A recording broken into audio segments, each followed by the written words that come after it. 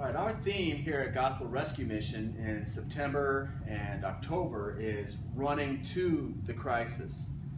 We saw, when you look back at video of 9/11, of the firefighters and police officers and public servants running into the building, and at the same time others are coming against them, that flow. It's an incredible thing to see. Those, in my mind, are the real heroes of our society. We try to make heroes of sports guys and actors, movie stars, rock stars, country stars, whatever. We make heroes of them, but those who are willing to go into those difficult situations, those are the true heroes in our society. And I know that many of you listening, whether you're a pastor, you go into difficult situations, you're a paramedic, you go into difficult situations.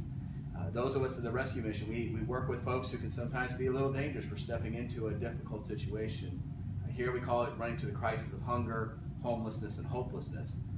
But it's a very different place to run into those crises, and we invite you to be part of those crises, running into those and helping those folks.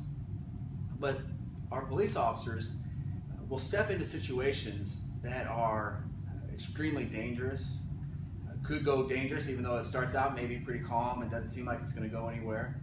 But all of a sudden it just changes, and they never know what they're going to step into. So Lincoln, what makes an officer run into a situation when everybody else is running out? What's inside of them that makes that happen? I think it's just an ingrained sense of being a protector. One of the common themes that we see a lot nowadays amongst the law enforcement community is being the sheepdogs, being the ones that protect the herd or the flock, as you guys would use here.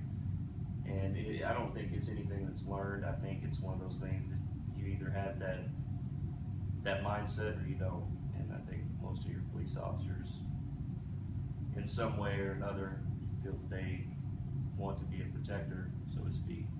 So generally, you don't even think about it. You do it. You don't realize what you've done until later, and there's nothing you can really put a finger on why a person is that way. I think in some instances it's the way you grow up, and I think others are just born to be that way. For the most part, a lot of times, certain calls we go to or get dispatched to, we kind of got an idea of what we're walking into. Active shooters is a big one right now.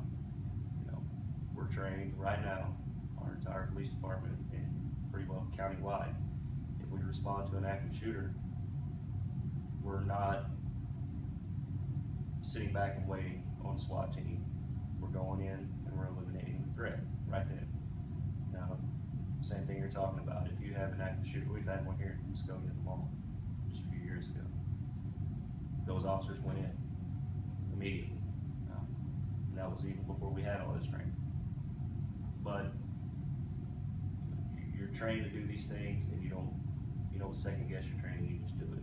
And I mean, it's an inert part of your brain, I think, that just says, get there, handle it, do what you can to stop whatever's going on.